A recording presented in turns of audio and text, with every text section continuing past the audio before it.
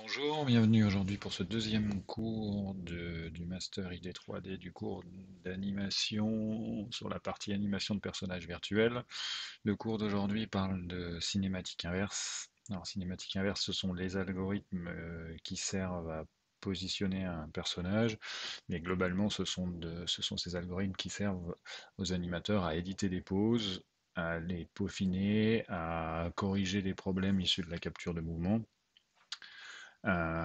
ou alors aux algorithmes de retargeting, c'est quand vous avez fait la capture sur un personnage avec une morphologie donnée et que vous avez besoin de le réadapter soit à un environnement un tout petit peu différent parce que vous n'avez pas modélisé en carton exactement ce que vous vouliez de l'autre côté, soit avec un squelette de taille différente, c'est-à-dire avec des longueurs de morphologie différentes. Donc, les algorithmes généraux de retargeting utilisent la cinématique inverse. Il y a des choses en plus. On va voir aussi que la cinématique inverse peut être utilisée pour faire de l'animation procédurale, c'est-à-dire l'animation où on essaye de faire des choses sans mocap ou avec moins de mocap. Donc le problème de retargeting, là par exemple, si on applique directement les angles qui ont été capturés au moment de la mocap de cette personne-là où il était en train de se toucher le nez, sur un personnage avec des longueurs, une longueur de bras ou d'avant-bras différentes, le personnage arrive pas du tout à la même position et il ne va pas toucher l'objet. Donc là, il ne touche pas son nez. Ça fera la même chose avec pour attraper un verre sur une table, pour toucher un objet ou pour donner un coup, ça n'arrivera pas au même endroit. Donc les algorithmes de cinématique inverse peuvent être éventuellement appliqués au temps réel, au moment de la réalisation de l'application, ça c'est plutôt l'animation procédurale, ou ils peuvent être utilisés par l'animateur pour repositionner son personnage au moment où il édite l'animation. Là c'est avec des morphologies différentes, donc là on voit que les longueurs de chaque squelette est différent, du coup la cinématique inverse peut servir aussi à ça. Je vais vous montrer peut-être une petite vidéo. Alors la cinématique inverse, quand on débute et qu'on n'en a jamais fait, on peut la coder. Puis moi dans le cours, je vais utiliser beaucoup un exemple de cette taille-là, c'est-à-dire un squelette avec deux articulations. Donc là par exemple, c'est retrouver la bonne pose du squelette pour que le squelette suive la cible. Ici, donc la souris c'est le rond, le point à suivre c'est la petite croix rouge, et c'est de retrouver globalement, puisque ce qu'on veut dans une animation, c'est ne toucher qu'aux angles, on ne veut pas toucher aux positions 3D, même si on verra qu'il y a un algorithme, celui qu'on fera en TP, qui rebascule en position 3D et puis qui revient aux angles après. Mais d'où ce qu'on veut, c'est retrouver les angles d'une animation. Alors, par exemple, dans un soft un peu plus évolué, type Blender, on va avancer un petit peu dans la vidéo. Donc voilà le squelette.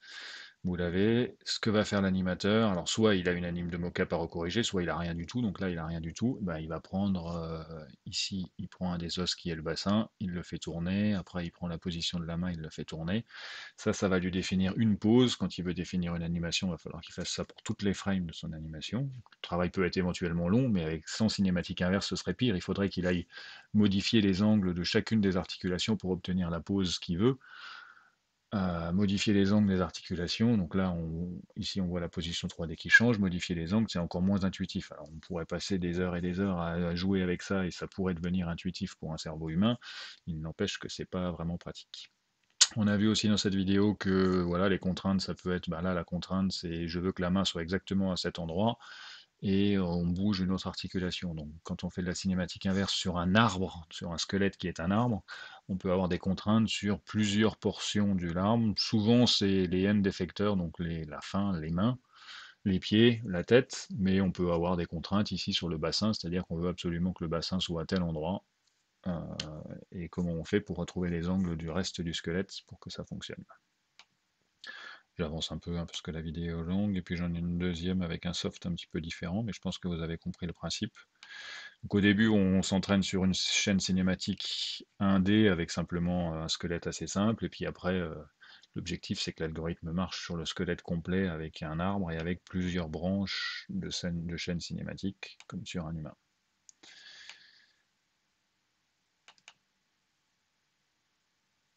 Alors c'est pareil, cette vidéo elle est longue, elle est plutôt avec Motion Builder.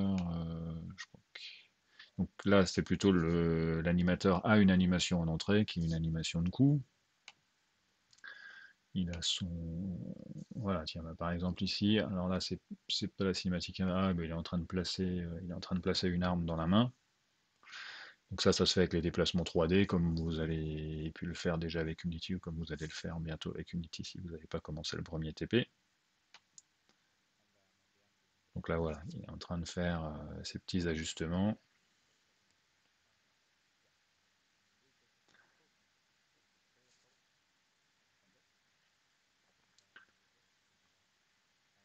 Bon, je vais avancer encore un peu, parce que le temps qu'il ait positionné toutes ces fenêtres, je crois que vers la minute 10, tiens, bah là voilà, il doit être. Donc là, il est en train. Non, non, là, il est en train de repositionner. Alors là, c'est pas la cinématique inverse, il est en train de repositionner chacune des positions de la main. Alors il doit en faire peut-être un peu plus loin. Là, c'est vraiment plutôt, il repositionne les end effecteurs, mais ça n'a pas forcément d'impact sur le reste du corps, sur le coude ou sur l'épaule. Bon, non, là, il prend chaque articulation. Bon, il doit faire un peu de cinématique inverse quelque part. Je ne sais plus où c'est, mais bon, ce que vous pouvez au moins retenir là, c'est que l'animateur a un travail fastidieux. Ah non, bah alors là, il va prendre chaque articulation et puis il va les tourner avec sa sphère de rotation.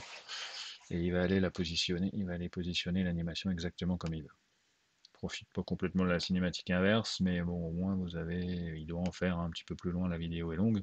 Ça, c'est juste pour, voilà, la vidéo dure 40 minutes, à la fin, il a juste édité une animation qui durait 250 frames, donc 4 secondes, et ça lui a pris 40 minutes à refaire cet état-là. Donc sans les algos de cinématique inverse, ce serait encore plus long.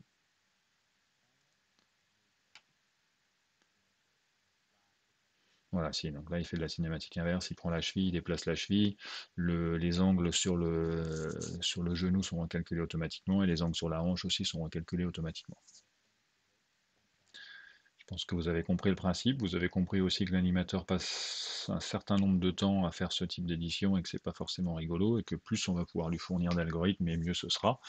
Et les algorithmes de cinématique inverse sont les premiers algorithmes de base pour l'édition d'animation. Alors, c'est pas un problème nouveau, c'est un problème qui tend doucement à être résolu. Je vais vous faire un petit peu un historique de toutes les méthodes qui existent, parce que ça vous permet aussi d'apprendre des choses qui peuvent s'appliquer à d'autres endroits. On verra à la fin une méthode assez simple et qu'on codera en TP.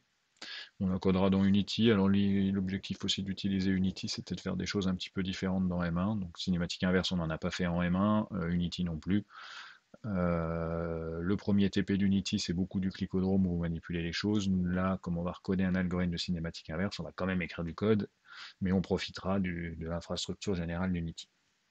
Alors, sur le vocabulaire, cinématique inverse, comme ça se comprend, c'est l'inverse de la cinématique directe. La cinématique directe, c'est j'ai les angles, je veux retrouver la position 3D. La cinématique inverse, c'est j'ai la position 3D des extrémités ou d'une extrémité ou de plusieurs extrémités ou même pas forcément des extrémités. Ça peut être le bassin comme on l'a vu dans la vidéo. Et je veux retrouver la pose complète de mon squelette, donc je veux retrouver les angles de toutes les articulations.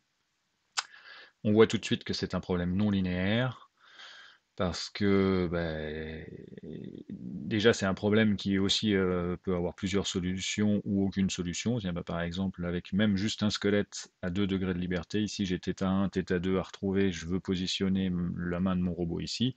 La configuration qui fonctionnerait aussi, ce serait de mettre le coude complètement à l'opposé là en bas, et le robot serait dans cette position, et la main serait aussi à la position là. Alors on pourrait rajouter comme contrainte qui ne soit pas que la position ici, mais que ce soit aussi l'angle, c'est-à-dire que je veux que la main du robot arrive avec un certain angle. Ça rajouterait des contraintes, mais ça ne changerait rien au fait que le problème est non linéaire. Non linéaire, ça veut dire que, comme pour calculer, on va le voir tout de suite ici, pour calculer les positions 3D, je fais appel à des fonctions de cosinus. En 3D, c'est encore plus combiné, plus de cosinus combinés les uns avec les autres. Quand vous voulez inverser la fonction cosinus, vous avez un résultat non linéaire, avec possiblement aucune solution, plusieurs solutions. On peut trouver aussi des solutions qui sont plus ou moins confortables pour un humain. Alors ça, les algos ne le connaissent pas forcément. Il faut rajouter des couches de choses par-dessus, qu'on verra peut-être un petit peu à la fin. Alors, cinématique directe. On a le vecteur représentant les m degrés de liberté. Donc là, dans mon squelette précédent, ici, j'avais 2 degrés de liberté, θ1, θ2. Quand je veux modifier ce squelette-là, je change θ1 ou je change θ2, ça change la configuration du squelette. Dans le cas d'un squelette humain, c'est plutôt 30 ou 40 degrés de liberté. Chaque articulation a 3 degrés de liberté, multiplié par le nombre d'articulations, une quinzaine, voilà, 3 fois 15, ça vous fait 45 degrés de liberté. Donc la cinématique directe, c'est ce qu'on a fait. Donc dans Unity, vous le refaites pas parce que c'est Unity qui vous le code, c'est ce que vous aviez fait en M1. On était parti du tableau d'angle récupéré dans un BVH, c'est l'objet du premier cours aussi que vous avez revu tout à l'heure. Dans un BVH, on part du tableau d'angle, on l'injecte dans la cinématique directe et on retrouve le X, le Y et le Z, les 3 coordonnées de toutes mes articulations. Donc je retrouve A et mon nombre d'articulations, je retrouve le X, le Y et le Z, donc 3 fois les valeurs de A. Ça, je peux le représenter mathématiquement sous la forme d'une fonction. J'ai une fonction qui prend en entrée tous les phi et qui me sort en sortie tous les X, Y, Z concaténés les uns avec les autres. Donc là, E1 c'est le X, E2 c'est le Y, E3 c'est le Z de la première articulation, puis E4, E5, E6 c'est X, Y, Z de la deuxième articulation, puis E7, E8, E9, etc. le X, Y, Z de la troisième articulation, etc. J'ai concaténé tout ça sous forme d'un vecteur. Donc j'ai une fonction à m dimensions, qui est le nombre de degrés de liberté totale de mon squelette, qui donne en résultat n dimensions, où n c'est 3 fois le nombre d'articulations à retrouver. J'espère que c'est bon pour tout le monde. Cette fonction-là, on peut l'appeler f. Elle calcule la position dans le monde des extrémités à partir des degrés de liberté. Donc à partir de tous les phi, ici, simplifié, on retrouve E. Cette fonction de cinématique directe. Maintenant, comme vous l'avez bien compris, la cinématique inverse, c'est plutôt, je voudrais inverser cette fonction, je voudrais lui donner en entrée un certain nombre de positions de mes articulations, pas toutes, mais éventuellement même toutes. Hein. C'est juste déjà, une fois que j'ai repositionné mon squelette en entier, retrouver les angles. Ça se ferait géométriquement. Par contre, là, ce que je voudrais plutôt, c'est donner une sous-partie de E, une sous-partie de mes extrémités, et je veux retrouver tous les phi qui vont avec. Donc je veux retrouver tous les angles. Donc là, c'est l'inverse de la cinématique directe. F-1 n'est généralement pas simple à calculer. Bah, vous comprenez bien que on va déjà le voir avec 2 degrés, puis 3 degrés de liberté, etc. C'est pas si facile que ça. Il y a de nombreuses approches qui existent. Il y a les méthodes analytiques qu'on va voir rapidement, donc les méthodes géométriques. Ça peut fonctionner, ça peut servir surtout de brique de base à des algos plus compliqués quand on a peu de degrés de liberté. 2, 3 degrés de liberté, ça peut éventuellement tourner en 2D. Si vous le passez en 3D, ça rajoute un niveau de complexité. Ça peut servir de base pour autre chose, mais en tout cas, c'est les méthodes les plus rapides. Après, il y a toute une famille de méthodes qui sont les méthodes numériques. Dans les méthodes numériques, donc les méthodes numériques, c'est basé sur des processus itératifs, ça veut dire que je répète. Tant que je n'ai pas atteint tout à fait ma cible, je répète un processus, un algorithme. Ça peut nécessiter de nombreuses itérations selon la vitesse à laquelle vous convergez et vous avancez. Elles peuvent être flexibles, ça dépend un petit peu de la manière dont vous l'avez codé. Il y a toutes les familles. Ça se ramène en général à un problème de minimisation. Juste alors un petit mot sur les méthodes numériques. J'ai des méthodes numériques plutôt terres orientées. Je veux inverser ma fonction, donc avec des descentes de gradient qu'on va voir, etc. Puis j'ai des méthodes numériques qui sont plus basées sur des heuristiques, ou c'est des méthodes plus basées sur le bon sens qui vont essayer de résoudre ces algorithmes-là. Commençons par les méthodes analytiques. Donc analytique, c'est pas d'itération, on essaye de trouver la solution directement. On va supposer déjà, pour faire simple, qu'on a un squelette en 2 dimensions avec une seule articulation de longueur L comportant une seule rotation puisque je suis en 2D. Donc ici j'ai 1 degré de liberté, j'ai φ1 que je peux modifier, mon squelette a une longueur de L, il ne peut tourner que autour de l'origine du monde, après on peut déplacer l'origine du monde pour un problème différent. Et j'ai E1 qui est l'extrémité 1 de mon squelette, qui a pour coordonnées en 2D, puisque je suis en 2D, x1 et y1. Le calcul, on peut le faire, mais il est sur le transparent d'après. Pour retrouver x1 et y1, le calcul de cinématique directe, à partir de grand L et de phi1, c'est grand L fois cosinus phi1 me donne le x, grand L fois sinus phi1 me donne le y. Donc en gros, le x, c'est cette longueur-là dans mon triangle, c'est L fois phi1.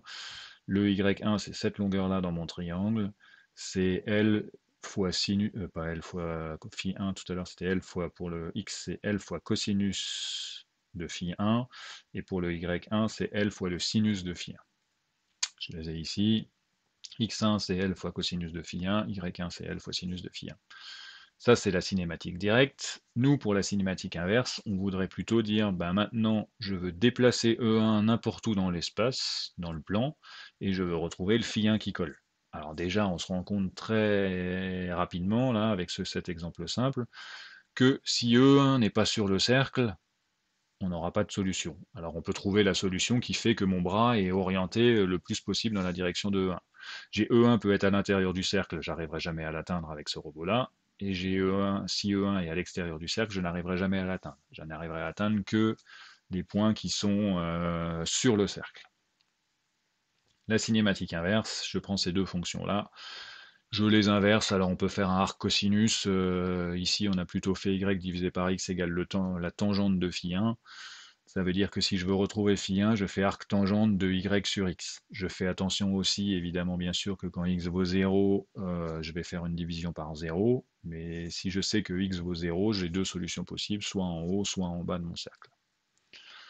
Si je ne suis pas sur le cercle, je vais essayer de me ramener x et y, je vais ramener ce vecteur-là pour qu'il ait une norme de 1, et puis je fais mon inverse de la tangente, et je retrouve l'angle, et je vais avoir la position du robot qui sera orientée, en tout cas au moins dans la direction de E1. Squelette avec 1 degré de liberté, j'inverse tangente, ok, on n'est qu'en 2 dimensions, ça marche, je peux faire ça.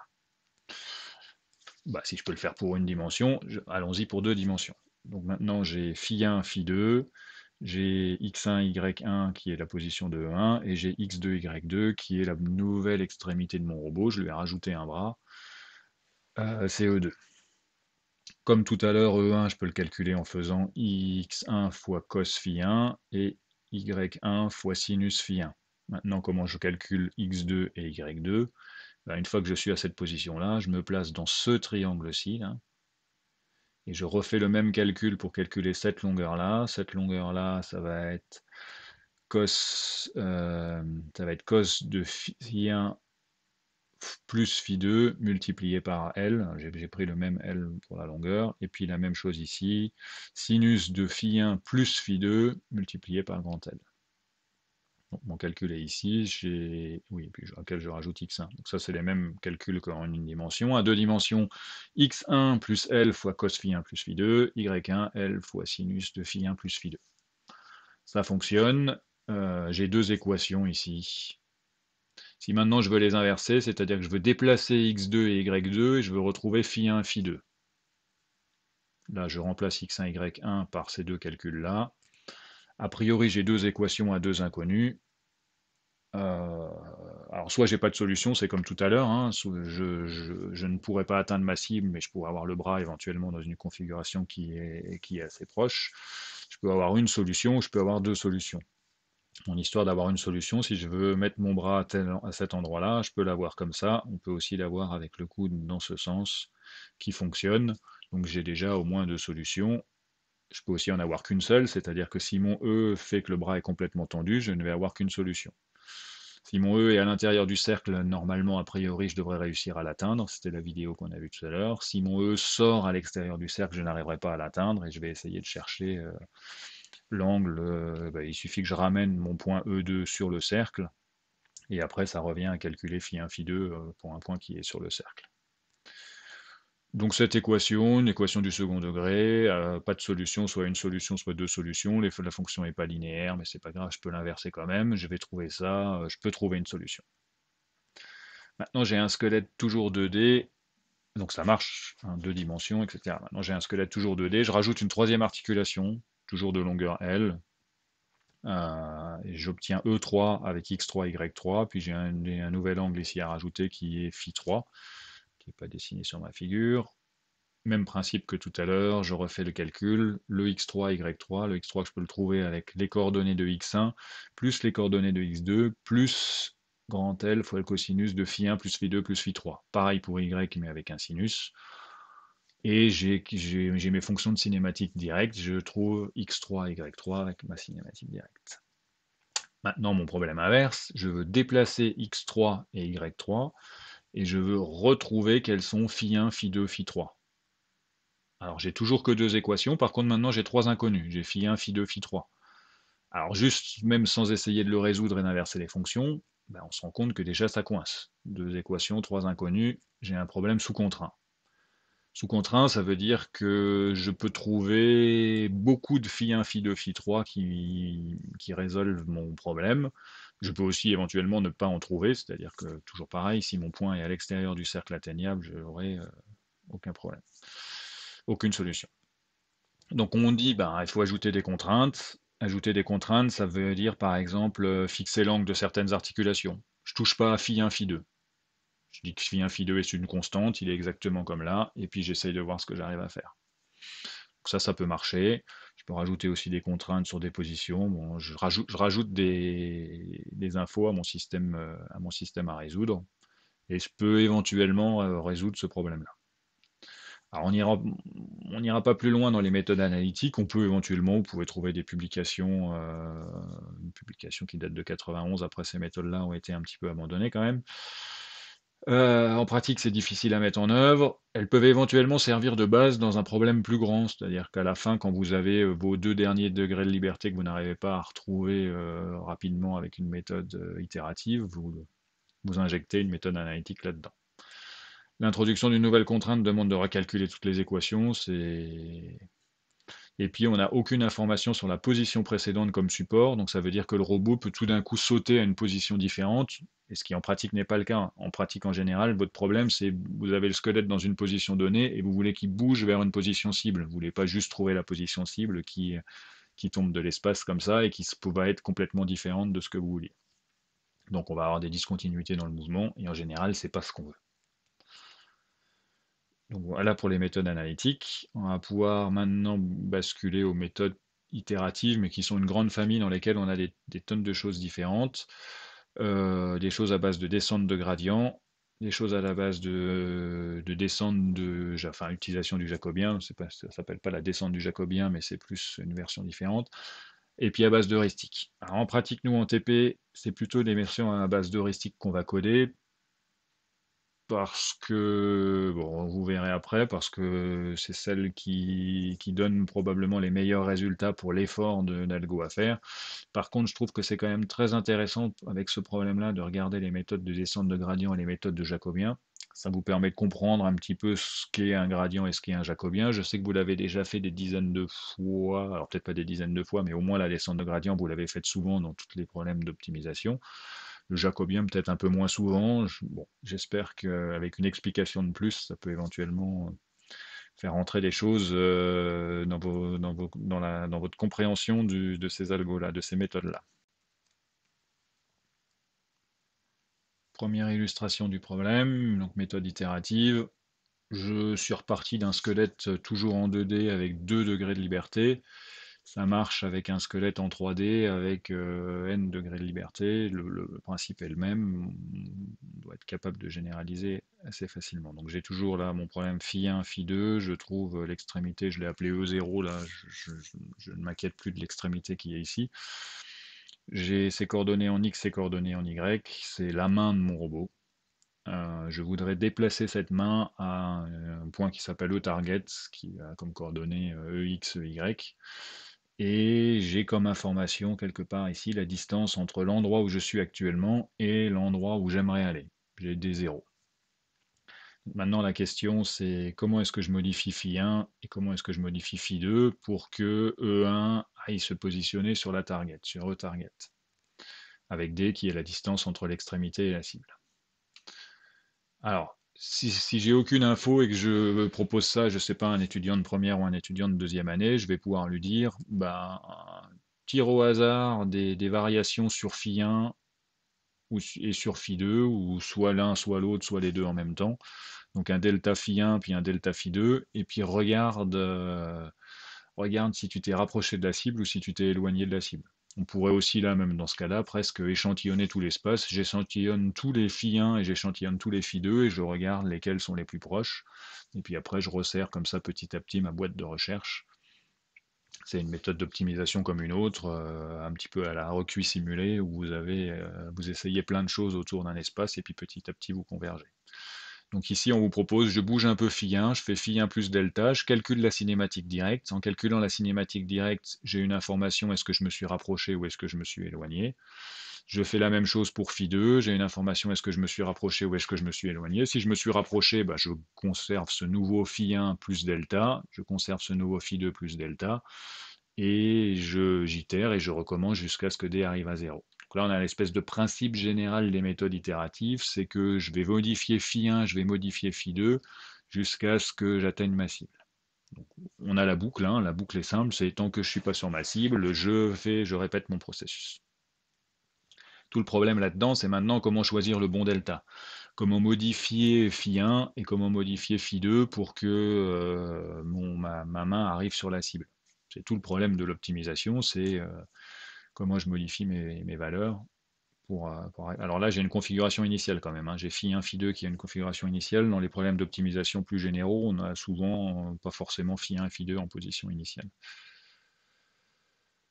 Première approche, puisque j'ai commencé à plus ou moins en parler, la descente de gradient, hein, c'est l'idée qui arrive tout de suite si vous en avez déjà fait avant. C'est le cours d'optimisation de L3.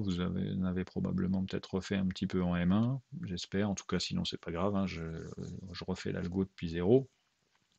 Donc toujours mon squelette de 2 degrés de liberté, phi1, phi2, les extrémités. Je veux positionner ici. Donc si on regarde mathématiquement là, j'ai ma fonction qui prend les phi en paramètres. La cinématique directe me permet de calculer la position de ma main. Et si je calcule le vecteur entre et target et que je calcule la norme de cette chose-là, je récupère une information 1D, un scalaire, qui est la distance entre mon objet et la cible. Quand cette distance est à 0, alors cette distance est tout le temps positive, puisque c'est la norme d'un vecteur. Quand cette distance arrive à 0, c'est que j'ai gagné. Je vais pouvoir utiliser un algorithme de minimisation, c'est qu'en gros, au début, j'ai une distance qui vaut 5, et je veux que ça descende jusqu'à arriver à 0. Ou à 10 puissance moins 5, moins 3, moins 10, enfin, un critère que vous avez fixé à l'avance. Donc j'ai une fonction à n dimensions en entrée, j'ai tous mes angles, ici j'ai 2 dimensions en entrée, donc j'ai une fonction à 2 dimensions qui me passe en sortie une fonction à 1 dimension. Cette fonction, je ne sais pas l'inverser.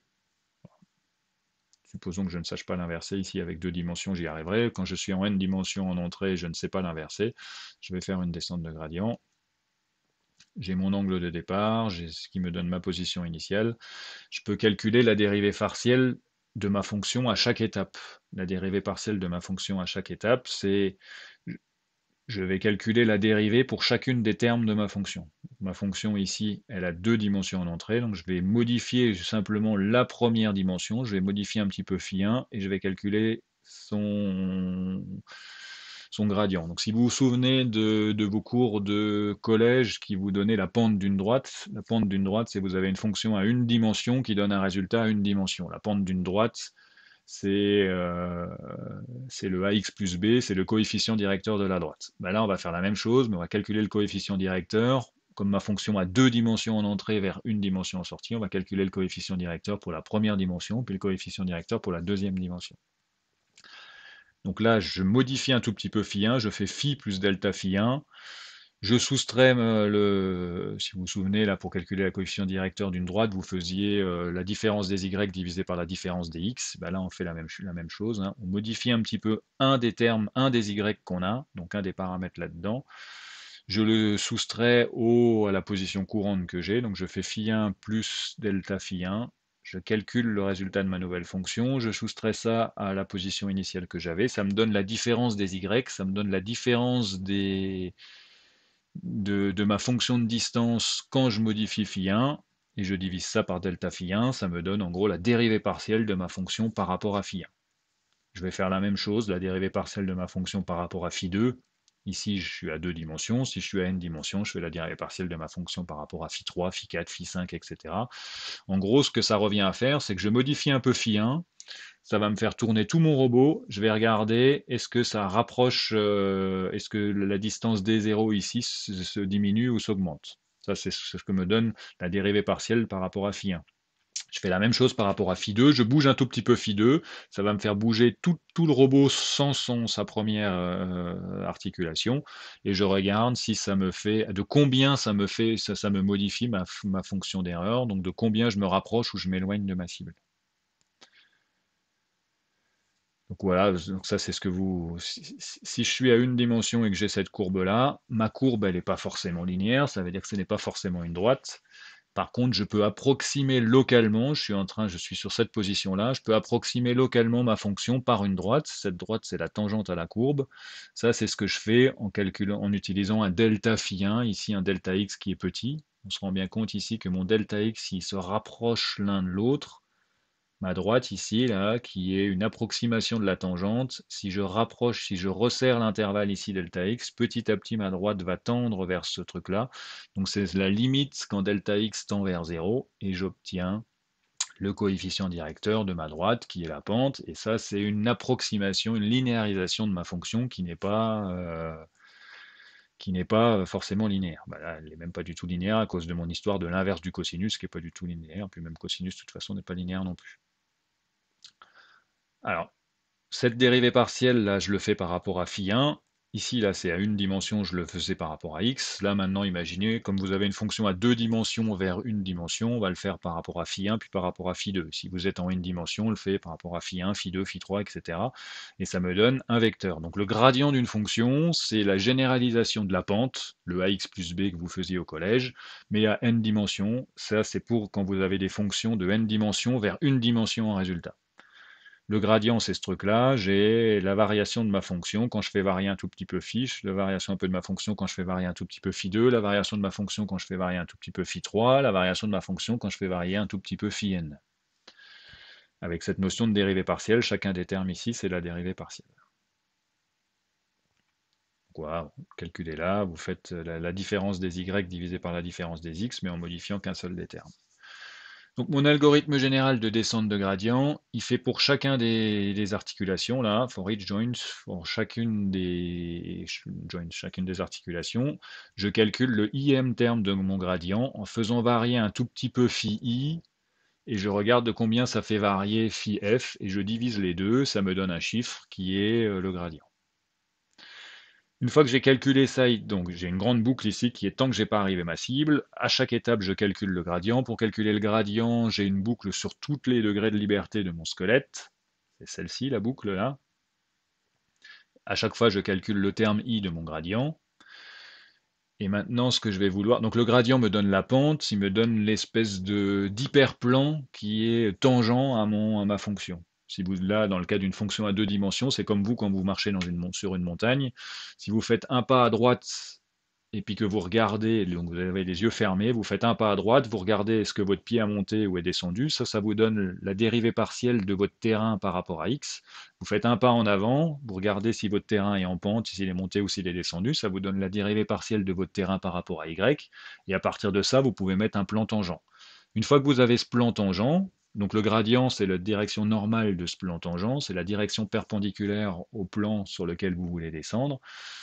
Cette normale, après, il vous suffit de suivre la descente du plan, en gros, d'inverser votre gradient, c'est-à-dire d'aller dans la direction opposée de votre gradient, et ça va vous faire descendre sur le terrain. Donc si vous faites ça, là, je vous place sur une montagne, les yeux fermés, et je vous dis d'aller en bas, bah, vous allez faire ça, à chaque pas, vous allez regarder, est-ce qu'à droite, est-ce que devant moi, est-ce qu'à droite de moi, c'est en train de monter ou de descendre, ça vous donne une approximation du plan, vous allez refaire un pas dans la direction opposée à ce plan-là qui vous fait descendre, et puis on recommence. Comme ma fonction n'est pas linéaire, c'est pas grave parce qu'à chaque étape, vous allez relinéariser votre problème et ça va vous faire avancer. Donc mon algorithme ici, inverser le gradient, je vais faire moins le gradient. Alors je rajoute un coefficient multiplicateur devant le moins le gradient. Le coefficient multiplicateur devant le moins le gradient, c'est au moment où vous faites votre pas, quand vous êtes en train de descendre votre montagne, ça indique quelle est la longueur du pas que vous allez faire.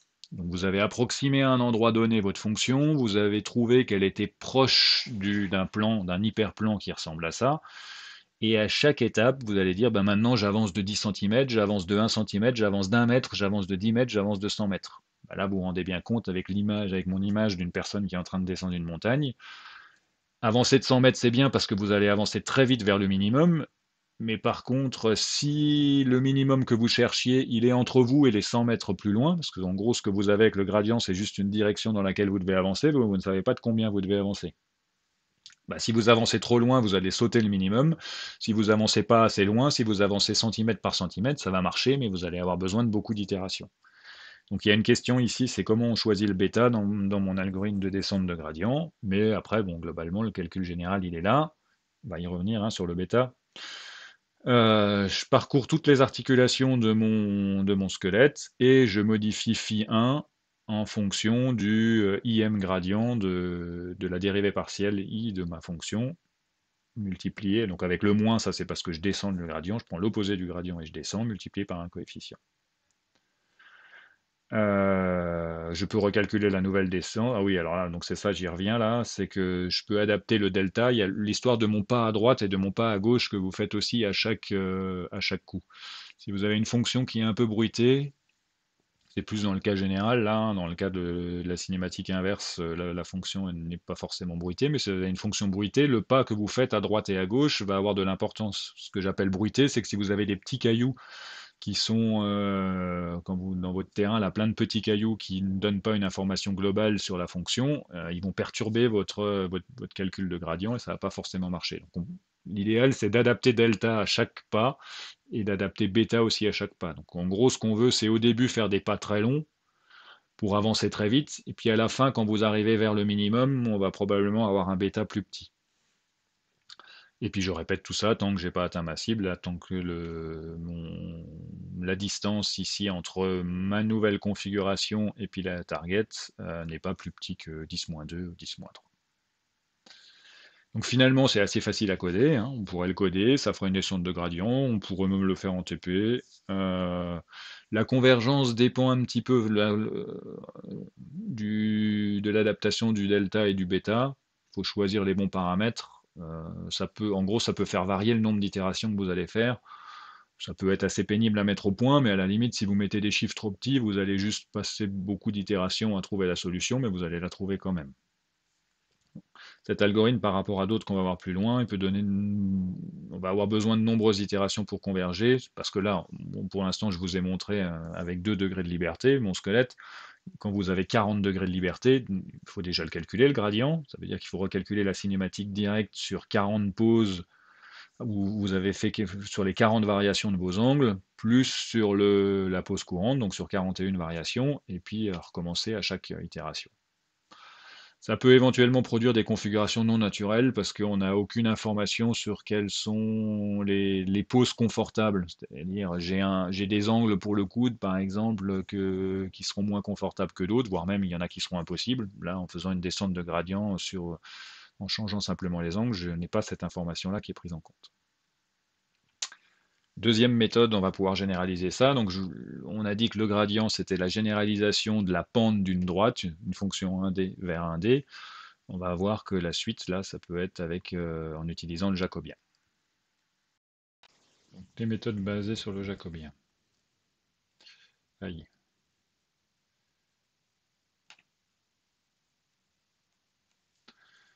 Déjà, qu'est-ce que c'est que la matrice jacobienne? Alors, la matrice jacobienne, c'est la généralisation du gradient. Le gradient, vous vous souvenez, c'était pour une fonction à n dimensions vers une dimension. La dimension qu'on avait, c'était la distance entre l'extrémité et la target. C'était une valeur, un chiffre. La matrice jacobienne, c'est la généralisation de ce gradient, mais pour une fonction de n dimensions vers m dimensions. Donc là, au lieu de considérer la distance entre mon point et le point d'arrivée, on va plutôt considérer les deux dimensions qui sont le x et le y. Donc globalement, la matrice jacobienne indique comment, en faisant invarier un élément E, comment varie un des éléments destination, donc ici soit le x, soit le y, quand je fais varier phi1. Et je me retrouve à avoir une matrice, parce que j'ai m dimensions vers n dimensions, j'ai une matrice m fois n. Donc ici, dans notre cas-là, j'ai une matrice 2 par 2. La matrice jacobienne est souvent abrégée en jacobien. Donc le jacobien, ici, j'ai une matrice 2 par 2. C'est de combien va varier la position en x de mon squelette quand je fais varier phi1, de combien va varier la position en x de mon squelette quand je fais varier phi2, de combien va varier la position en y quand je fais varier phi1, et de combien va varier la position en y de ma cible quand je fais varier phi2. J'ai une matrice 2 par 2 ici dans mon exemple, parce que ma cible, enfin parce que mon extrémité c'est un vecteur à deux dimensions, parce que je suis en deux dimensions x et y, et parce que j'ai un squelette à deux dimensions, phi1, phi2. Si on est dans un squelette avec phi1, phi2, phi3, etc. jusqu'à phi n, eh ben on aurait la largeur de ma matrice ici, ce serait phi1, phi2, phi3, etc. jusqu'à phi n. Et puis après, si je suis en trois dimensions, j'ai trois lignes pour le x, le y et le z. Si j'ai comme objectif dans ma cinématique inverse plusieurs cibles, une cible pour la main droite, une cible pour la main gauche, et ben dans mon jacobien j'aurai la même chose, j'aurai ces lignes-là qui vont apparaître, le x, le y et le z de la main droite, le x, le y et le z de ma main gauche, qui donneraient des dimensions. Alors considérons maintenant ce qui arrive un tout petit peu si je change phi1. Donc si je change un tout petit peu phi1, mon point, mon squelette ici, si je le fais tourner, je vais me retrouver ici. En gros, j'aurais fait varier la position extrémité de mon robot. J'ai laissé phi2 pareil, hein. J'y ai pas touché, j'ai fait varier que phi1. J'obtiens une variation, pardon, hop, j'obtiens une variation ici en x, une variation en y, et ben c'est les deux chiffres que je retrouve là-dedans. Dans la première colonne de ma matrice, j'ai la variation en x, la variation en y en faisant changer phi1. Donc, globalement, c'était comme tout à l'heure la dérivée partielle, sauf que imaginez que maintenant on considère le x et le y. La même chose avec phi2, je fais varier un tout petit peu phi2, la variation de mon extrémité, ça va être ce x et ce y, ben, je retrouve le x, la variation des x, la variation des y là-dedans, dans mon tableau. Et si quand je concatène mes deux tableaux, oups, j'y arrive, et ben, j'ai ces deux vecteurs. Ce vecteur-là, c'est cette colonne, ce vecteur-là, c'est cette colonne. La variation de x, la variation de y en changeant phi1, et ce vecteur-là, la variation de x, la variation de y quand je change phi2. Le jacobien, c'est pas plus compliqué que ça. J'ai une fonction, c'est la généralisation du gradient. J'ai une fonction de m vers n. Ici, j'ai une fonction moi de 2 vers 2. J'ai deux valeurs en entrée, phi1, phi2. J'ai deux valeurs en sortie qui sont la variation en x, la variation en y de mon extrémité. J'ai une matrice 2 par 2. Ça marche après quand vous avez une fonction à plus grande dimension qui donne des résultats en plus grande dimension. Le principe est le même. Donc le gradient, c'est la pente d'une fonction qui va de n vers 1 de dimension n vers dimension 1. La jacobienne, c'est la généralisation de la pente d'une fonction qui va de n vers m. N angle, m coordonnées pour les extrémités. Dans notre cas de base, on a un robot 2D à deux bras. Donc f va de deux angles vers deux dimensions. La matrice jacobienne est 2 par 2. Donc maintenant, dans ma matrice jacobienne, j'ai toutes les informations. Si vous voulez, comme je suis à plusieurs dimensions, j'ai toutes les informations c'est pas l'hyperplan, c'est plusieurs hyperplans pour chacune des dimensions de sortie. Donc j'ai toutes les informations nécessaires sur comment ma sortie va varier quand je fais varier mon entrée. Et nous, on a le problème inverse, c'est qu'on voudrait faire savoir comment est-ce que je dois déplacer mon entrée pour arriver à un endroit précis de ma sortie. Donc une matrice, c'est aussi une fonction linéaire, J est une approximation linéaire. Voilà. Donc maintenant, je suppose que delta phi représente des petits changements dans les angles, dans les degrés pour chacun des degrés de liberté de ma représentation. Le jacobien, on peut approximer comment delta phi va produire des changements sur delta E. Donc une petite variation de delta en inversant mon calcul. En gros, si je fais le jacobien multiplié par delta phi, je vais obtenir des petites variations sur delta E. Les petites variations sur delta E, moi je sais, j'ai une extrémité qui est à un endroit donné et j'aimerais amener cette extrémité sur la target. Donc en gros, moi ce que j'aimerais, c'est faire varier un petit peu delta E pour que delta E aille vers la target. Ça veut dire qu'il faut que j'inverse, encore une fois, comme tout à l'heure on avait pris la descente de gradient, on avait fait moins sur le gradient. Ici, je ne peux pas faire moins sur la matrice, il faut que je fasse l'inverse de la matrice. Donc globalement, le jacobien, il me dit, quand je prends mon jacobien, si je le multiplie par une petite variation des angles, je sais comment je vais obtenir une petite variation de E. C'est une approximation linéaire de, si je fais varier un petit peu mon entrée, de combien va varier ma sortie. Moi, ce que je voudrais plutôt, c'est, je sais comment je veux faire bouger ma sortie, je vais le multiplier par l'inverse du matrice, et ça va me donner de combien je dois faire bouger mon entrée. Alors J-1, je peux l'approximer. Alors là, parce qu'il y a pas mal de choses qui changent un petit peu par rapport au gradient, c'est un petit peu plus pénible. Donc là, globalement, j'ai mon point qui est ici, je veux le ramener là. Donc je sais que je veux bouger ce point vers ici. Donc j'ai cette variation de vecteur qui me donne delta E. Si je fais delta E, que je suppose que j'ai trouvé mon jacobien inverse, je vais savoir de combien je dois faire varier phi1 et phi2. Donc on se rappelle que la cinématique directe est non linéaire, parce que le calcul se fait avec des sinus et des cosinus sur les variables d'entrée. Euh, donc on peut utiliser, donc comme mon jacobien c'est une approximation linéaire locale de ma fonction, je ne peux pas l'utiliser pour faire complètement tout le déplacement. C'est-à-dire que si ici ce déplacement est grand, mon approximation linéaire qui était valide pour cet endroit-là, elle ne sera plus valide pour ici, elle ne sera plus valide pour là, elle ne sera plus valide pour là. Donc il ne faut pas que j'avance de delta E, il faut que faut que je sois un peu moins gourmand, il faut que je me dise, bon, bah, ce que je vais faire déjà, c'est qu'avec mon jacobien, je vais essayer d'avancer par ici, puisque mon jacobien, il m'approxime que localement ma fonction, je vais essayer d'avancer un tout petit peu, et puis après, je vais recalculer un nouveau jacobien, puis je vais recommencer. Donc on répète le processus, donc processus itératif comme pour la descente de gradient.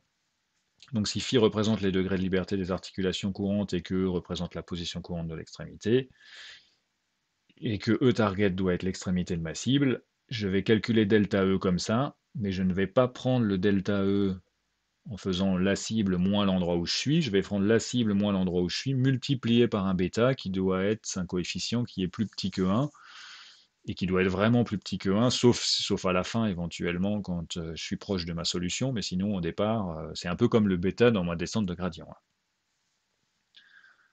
Donc ça, c'est le problème de la linéarisation d'une fonction qui n'est pas linéaire, c'est que ce n'est qu'une approximation locale, et donc il faut que je me déplace de pas beaucoup et que je refasse l'approximation au fur et à mesure. L'algorithme complet, c'est le même, c'est tant que je suis loin de ma cible, je calcule le jacobien, je calcule l'inverse de la matrice jacobienne, on va y revenir.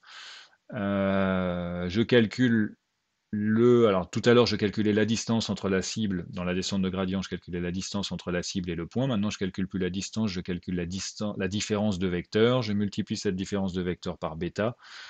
J'obtiens delta E. Je multiplie delta E par l'inverse du jacobien. Et puis, ça me donne de combien je dois modifier mon phi pour mettre à jour mon squelette. Je change phi. Je calcule le nouveau vecteur E pour savoir l'info ici de ce que E est loin de ma cible. Et j'y vais. Donc ça c'est pareil, c'est des trucs qu'on pourrait se recoder. Par contre, il faut que vous fassiez appel à votre librairie d'algèbre linéaire préférée là pour inverser la matrice J quand même. Alors dans notre cas de base, mon robot plan avec mon robot à 2 degrés de liberté, j'ai une cible qui est en 2 dimensions, donc j'ai 2 cibles de l'autre côté, mon jacobien fait 2 par 2. Inverser une matrice 2 par 2, si elle est inversible, bon, je peux le faire, c'est résolution d'un système linéaire, ma matrice est carrée, ok, ça peut tourner. Ensuite maintenant, le cas général, c'est plutôt je suis en 3 dimensions, et j'ai A à grand A articulation, et donc j'ai n degrés de liberté en entrée. J'ai 3 fois grand A, si je considère que chacune de mes articulations a 3 degrés de liberté. J'ai 3 fois grand A en entrée, et j'ai ma cible qui est 3 degrés. Donc je n'ai plus une matrice de 2, j'ai plutôt une matrice qui fait 3A fois 3. Ma matrice est plus carrée. Je peux l'inverser. Alors, et après, là, il faut que je vous renvoie à vos cours de maths. Alors, je peux l'inverser, mais tout le problème est là. C'est que dans une matrice carrée, je peux avoir des singularités, hein, quand mon bras est tendu, que je vais retrouver. Je vais retrouver les cas qu'on avait identifiés tout à l'heure dans la version géométrique, on les retrouve dans la résolution de l'inversion de la matrice. C'est les configurations, le bras est tendu, les configurations qui sont inatteignables à l'extérieur de mon cercle. Euh, Et puis je vais avoir mes méthodes d'inverse ici qui vont un petit peu osciller à ces moments-là et qui vont donner des vibrations dans mon squelette.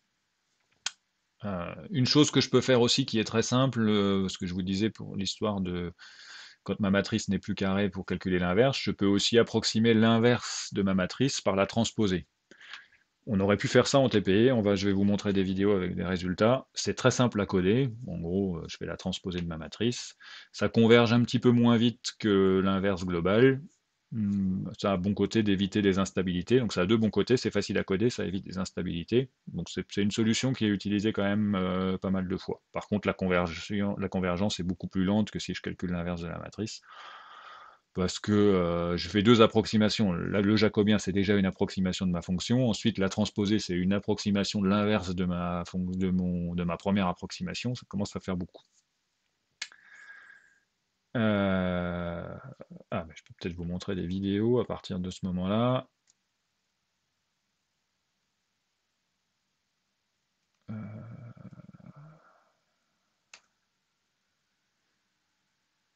Ça, c'est la version avec la transposée. Donc, je dois avoir des vidéos avec la descente de gradient.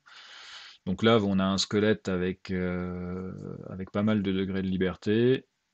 Chacun des bras ici doit atteindre une boule rouge. Donc vous voyez que euh, on y arrive. Par contre, il y a pas mal de tremblements. C'est pas complètement optimal.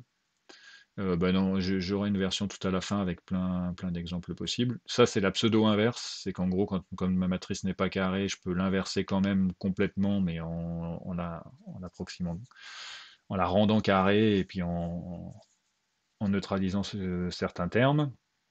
Le résultat est pas forcément tellement plus stable qu'avec avec la transposée du jacobien.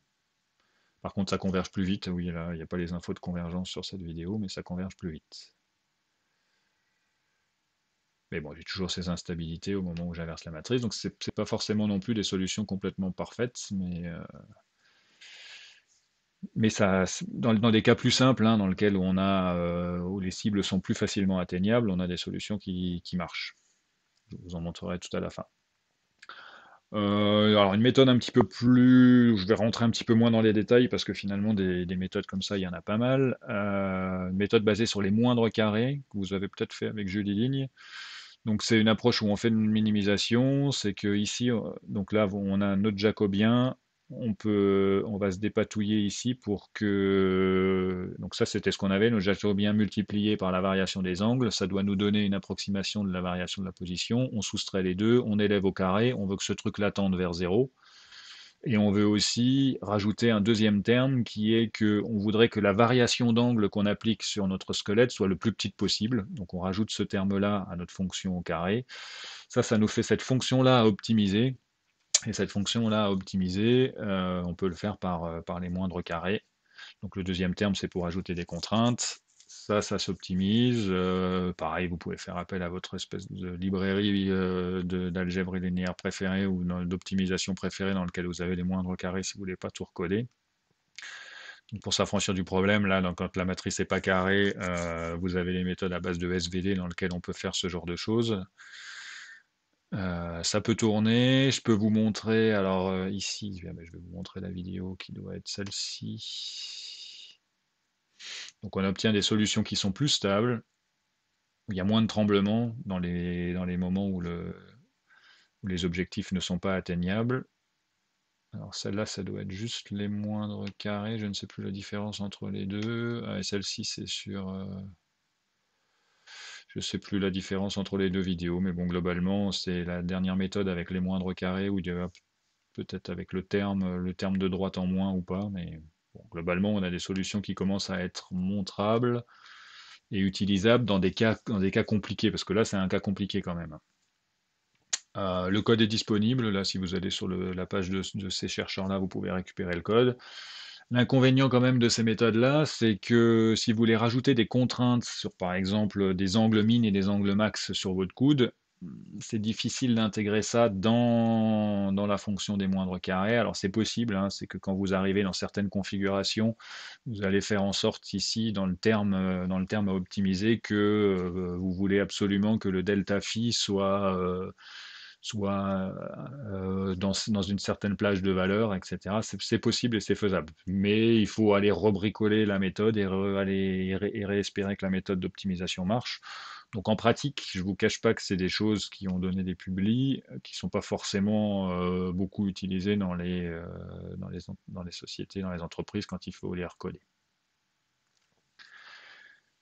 Donc, c'est vrai qu'il y a peu de temps, je vous aurais quand même conseillé de récupérer le code des moindres carrés, là, de DLSM, parce que ça converge vite, c'est stable, vous avez vu la vidéo, ça donne de bons résultats, même avec plusieurs extrémités, dans des cas où c'est un peu tendu et c'est tiré à l'extrême. Le code est disponible, il est facilement intégrable.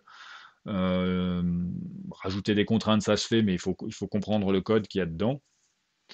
Il faut bien comprendre la méthode. Euh, donc il y a quelques temps, je vous aurais orienté vers ça. Après, ce qu'on va faire en TP, c'est plutôt une méthode plus simple qui donne des résultats aussi bons, plus simple à coder, qui donne des résultats aussi bons. Et c'est maintenant, je conseillerais plutôt cette nouvelle méthode-là. C'est pas grave, j'espère que toute cette première partie du cours là vous a servi quand même à comprendre ce qu'était un jacobien, à réviser ce qu'était une descente de gradient, et même si c'est pas cette partie-là qu'on va coder. Donc les méthodes suivantes sont les méthodes à base d'heuristiques. Alors avant, je les aurais placées avant les méthodes itératives. Enfin, ça fait partie des méthodes itératives, mais avant, je les aurais placées avant la descente de gradient et le jacobien. Parce que les méthodes à base d'heuristiques type CCD qui ont été utilisées pendant des années, qui ont été codées même dans beaucoup de boîtes de jeux vidéo pour sa simplicité, donnent pas des résultats qui sont quand même incroyables. Par contre, il y a une nouvelle méthode à base d'heuristique. Alors quand je dis nouvelle, elle a quand même déjà 3-4 ans là, maintenant, ou 5 ans, mais elle marche vraiment bien tout en étant assez simple. Donc les bases d'heuristiques, c'est plutôt des approches algorithmiques ou géométriques. En général, elles sont faciles à comprendre, elles sont faciles à modifier si vous voulez rajouter des contraintes, changer des longueurs des articulations en cours de route. C'est largement modifiable dans l'algo. C'est ce que je vous disais, il y a peu de temps, ça marchait probablement moins bien que les descentes de gradient. Par contre, il y a 2011, comme ça fait déjà presque 10 ans, ok, le temps passe, propose des résultats au moins aussi bons que les moindres carrés, avec une approche bien plus abordable et bien plus codable. Donc, je vous cache pas que je connais déjà au moins plusieurs boîtes de middleware ou de jeux vidéo qui ont recodé ces algos-là, plutôt que de recoder des choses plus compliquées. Alors déjà, juste un petit historique sur les algorithmes à base d'heuristique. Une qui a été utilisée pendant longtemps, longtemps, longtemps, c'est CCD, Cyclic Coordinate Descent. Ça itère sur toutes les articulations, ça calcule et applique la rotation d'un angle. Vous vous souvenez, là, mon problème, c'est à chaque fois de combien je dois faire varier phi1, de combien je dois faire varier phi2. Bah, cette heuristique-là, c'est je considère phi1, la cinématique directe me donne ici, moi je voudrais arriver là, je calcule l'angle A1, cet angle-là, je vais l'ajouter à phi1. Et je fais la même chose pour phi2. Je regarde, je suis ici, je voudrais arriver là. Je calcule l'angle qu'il y a entre la position à laquelle je suis et la position à laquelle je veux arriver. Je calcule l'angle A2 et je rajoute A2 à l'angle phi2. C'est une approximation, je recommence. Donc je calcule à chaque fois l'angle donc pour chaque articulation, je calcule l'angle entre ma position courante, ma cible. Ça me donne un angle. Je rajoute cet angle à l'articulation I. Je fais ça pour tous les angles, et puis je recommence plein de fois jusqu'à ce que je converge. C'est très facile à coder, ça converge rapidement. Si vous voulez rajouter des contraintes, ici dans les calculs d'angle, vous dites je veux pas que mon angle soit supérieur à 90 degrés, et vous clampez à 90 degrés, et l'algorithme continue de tourner. C'est très très simple. Par contre, ça peut conduire à des poses un peu non réalistes, même avec les contraintes. Des fois, ça converge vers des poses un petit peu différentes. Quand vous arrivez à des singularités, ça va des fois changer de côté et vous allez avoir des petits crépitements, là, des petits clignotements dans vos animations qui feront que ce sera un petit peu discontinu. Algorithme de 2011, Fabric, Aristidou. Donc ça c'est la publication de recherche que vous pouvez aller voir. Maintenant vous allez retrouver des versions. Si vous cherchez dans l'asset store d'Unity, j'ai vu qu'il y avait des versions. C'est ce qu'on va recoder nous en TP. Vous pouvez trouver des exemples de code à droite à gauche. C'est un algorithme qui a bien pris parce qu'il a toutes les bonnes propriétés. Et vous allez voir qu'il est hyper simple. Il va me prendre même un seul transparent à l'expliquer. C'est même bizarre qu'il n'ait pas été inventé avant. Il y a des tonnes de papiers avant qui se sont cassés la tête alors que finalement c'était plutôt simple. Ce que lui propose, c'est plutôt que de... Parce que finalement la difficulté, c'est de raisonner sur les angles. C'est vrai que c'est compliqué de savoir quel angle tourner pour atteindre ma cible. Donc il s'est dit, moi ce que je sais faire, c'est que je sais le faire en 3D assez facilement, et je vais casser la contrainte de longueur des articulations. Donc finalement, il a pris le problème dans un sens complètement différent. Il s'est dit, ben, on ne travaillait que sur les angles parce qu'on ne voulait pas changer la longueur de chacune des articulations. Et ben arrêtons avec cette contrainte forte qui nous conduit à des algorithmes plutôt pénibles, hein, parce que la descente de gradient, etc., c'est rigolo à coder, mais ça ne donne pas toujours des solutions très stables, ou autres, hein, même les moindres carrés. On va plutôt casser cette contrainte, on va les libérer, et puis on va la remettre à la fin. Donc ce qui fait ici, par exemple, j'ai ma chaîne cinématique P1, P2, P3, P4. Je voudrais que P4 arrive sur la target ici, qui est le rond rouge. Ce qu'il va faire, c'est qu'il va dire, bah, c'est pas compliqué, moi ce que je veux, bah, du coup je prends P4, donc il raisonne plus en angle, parce que ce que je voudrais c'est retrouver les angles à la fin, mais on va retrouver les angles à la fin. Je vais raisonner en position 3D, donc j'ai les positions 3D de P1, P2, P3, P4, la cinématique Y me donne ça. Je prends P4, je le déplace sur la target. Donc il prend P4, il vient le ramener là, je le ramène ici. Le souci en ayant ramené P4 sur la target, c'est qu'est-ce que j'ai fait? J'ai cassé la contrainte de longueur sur la dernière articulation. Maintenant, elle fait plus ma longueur de grand L, elle fait grand L plus ce déplacement-là. Eh ben, c'est pas grave, je prends P3 et je résous la longueur. Je résous le problème de longueur, c'est-à-dire que sur cette droite-là, je déplace P3 pour que la longueur ici, ce soit ma longueur ici initiale de mon squelette. Le problème, c'est qu'en faisant ça, je casse du coup la longueur entre P2 et P3. Bah, c'est pas grave. Je prends la position de l'ancien de P2 et je le déplace vers P3 jusqu'à ce qu'il arrive à la bonne longueur. Ça m'a cassé la longueur entre P1 et P2. C'est pas grave, je prends P1 et je le déplace à cet endroit-là pour que la longueur entre P1 et P2 soit égale à la longueur initiale. Ça me fait une phase de mon itération. Le bon côté, c'est que je suis arrivé sur la cible. Le mauvais côté, c'est que j'ai déplacé ma racine. Et en général, je ne veux pas déplacer ma racine, ou alors ma racine va être tirée par un autre bras dans mon squelette, ou elle a elle-même sa propre contrainte. Et bien on recommence, mais dans l'autre sens. Je prends P1, je le ramène sur l'ancien P1', donc sur sa position d'origine. Ça casse la longueur la première articulation. Ben, je prends P2, je le déplace. Ça me casse la longueur sur la deuxième articulation. Je prends P3, je le déplace. Ça me casse la longueur sur la troisième articulation.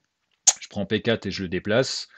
Ce qui fait que P4 n'est plus complètement sur la cible que je voulais, mais c'est pas grave parce que je vais recommencer. Donc on va faire un algo itératif où je vais faire un coup je pars de la cible, je remonte, un coup je pars de ma racine et je redescends jusqu'à la cible, et j'itère comme ça n fois, avec un n, vous allez voir qui n'est pas forcément très grand, et puis j'ai résolu mes problèmes de contrainte. Une fois que je suis arrivé au bon endroit, bah, je ne l'ai pas, mais une fois que je suis arrivé, que j'ai mes deux extrémités qui sont au bon endroit, je recalcule les angles de chacune des articulations, et j'ai retrouvé les angles qui vont bien sur ma position. Et puis c'est même ce processus-là où itérativement, ça s'adapte très bien à je suis passé d'une pose vers une autre pose sans créer de discontinuité. Et si jamais mon objet n'est pas atteignable, j'arrête d'itérer là de ma descente et ma remontée, j'arrête d'itérer et je termine à la fin avec la dernière chose qui est je pars de la racine et je remonte, et puis j'ai un squelette qui va avoir le bras tendu vers la cible. Donc maintenant, donc ça marche très bien. Je vais vous montrer les vidéos. Maintenant, si j'ai plusieurs extrémités et puis un arbre complet, c'est-à-dire que j'ai un squelette avec ses bras, ses jambes, ses doigts, et que je vais mettre des contraintes sur chacune des articulations. Je vais considérer chaque scène cinématique là, donc chaque branche de l'arbre, comme étant une chaîne linéaire. Parce que là, ce qu'on a fait, c'est sur une chaîne linéaire, ça marche très bien. Vous allez même d'ailleurs en TP commencer à coder l'algorithme sur une seule chaîne linéaire. Je vais maintenant considérer chacune des branches de mon arbre. Donc je vais prendre à chaque fois que dans mon arbre, à chaque fois que j'ai un nœud avec plusieurs fils, donc typiquement la hanche qui a ses deux jambes, ou le torse qui a ses deux bras plus la tête. Donc à chaque fois que j'ai un nœud avec plusieurs fils, je vais créer des nouvelles chaînes cinématiques avec chacun de ces morceaux. Donc, et puis je vais faire le calcul sur chacune des branches indépendamment, et à la fin je vais moyenner. Donc les nœuds qui contiennent plusieurs fils, je vais moyenner les contraintes sur les n fils qu'on a en dessous et ça va me donner la nouvelle position de tonneau là. Et puis je vais recommencer mon algo de montée-descente sur chacune des scènes cinématiques. Une fois que j'ai fait mon montée-descente sur chacune des scènes cinématiques toute seule, je prends les nœuds carrefour qui sont branches, je les moyenne et je les repositionne. Une fois que vous avez fait tout ça, alors il y a quand même la contrainte qui est que de retrouver les angles. Ça, c'est la dernière étape que vous ferez en TP. Il faut que vous ayez le repère précédent. Globalement, vous allez trouver les nouvelles positions 3D. Vous aviez les anciennes positions 3D et les anciens repères 3D de chacune de vos articulations, ce qui est dessiné ici. Et il va falloir retrouver sur la position suivante les nouvelles angles. On en discutera peut-être en TP. C'est probablement la partie la plus pénible à faire parce qu'il faut jouer avec les matrices de passage, il faut transformer vos repères, mais ça se fait. Bon, on rediscutera de ces transparents probablement en TP. Vous savez qu'ils sont là. Voilà, c'est un peu pénible de les réexpliquer directement tant que vous n'avez pas mis complètement le nez dans le problème. Donc on fera déjà les premières étapes et puis on reviendra sur cette partie.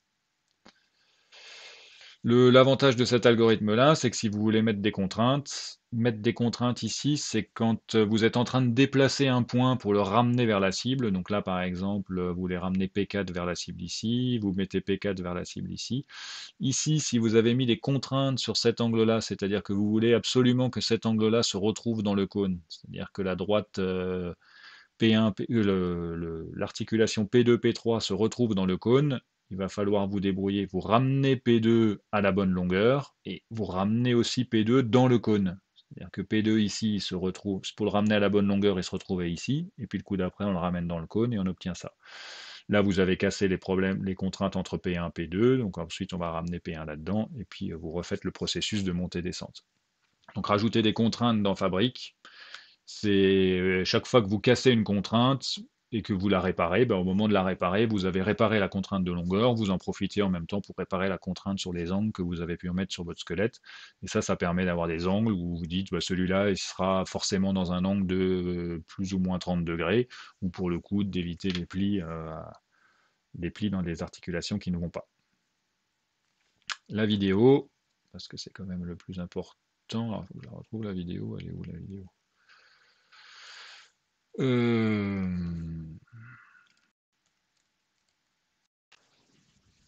La vidéo, la voici. Inverse kinematics is defined as the problem of determining in a... On va couper le son de la vidéo. Donc vous pouvez aller voir la vidéo, c'est la vidéo du chercheur. Donc là, c'est le résultat, par exemple, de Fabric sur une chaîne linéaire articulée avec une dizaine d'articulations. Donc on a 10 angles à retrouver. Le squelette suit le point rouge. J'avance un tout petit peu, voilà. Alors, on va revenir en arrière. Vous avez Fabric, donc l'algo à base d'heuristique dont je viens de vous parler. CCD, vous vous souvenez, qui calculait itérativement les angles entre la position courante et la position qui m'intéresse. La transposée du jacobien et la descente, l'optimisation au moindre carré. Fabric, il converge tout de suite vers la solution. La transposée du jacobien, elle y arrive finalement pas mal, mais elle fait un tour un petit peu bizarre avant d'y arriver. Le CCD, il y arrive, mais il fait des configurations complètement improbables. Et la descente, l'optimisation par moindre carré arrive aussi sur la cible. Vers la fin, il est plutôt très lent. Et puis la config, bon, bah, elle n'est pas non plus incroyable. C'est-à-dire que dans Fabric, on a un algo, voilà, on s'attend plus à obtenir ça quand on veut partir de là-haut et arriver là en bas. La transposée du jacobien marche aussi. Le CCD, c'est vraiment à chaque fois des configs peu probables. Et la descente de gradient, on trouve une solution en mettant un pli quelque part. Les solutions inatteignables, la transposée du jacobien, c'est là où ça coince un petit peu. Le CCD, c'est pareil, il ne trouve pas qu'il faut tendre complètement le bras. Si on regarde le nombre d'itérations, Fabric 15 itérations, CCD 26, la transposée du jacobien 1300, la descente d'un moindre carré 1000. Donc temps d'exécution, vous êtes 1000 fois plus rapide avec Fabric qu'avec les autres pour une configuration qui est plus raisonnable. Ça, c'était pour un squelette avec une chaîne cinématique,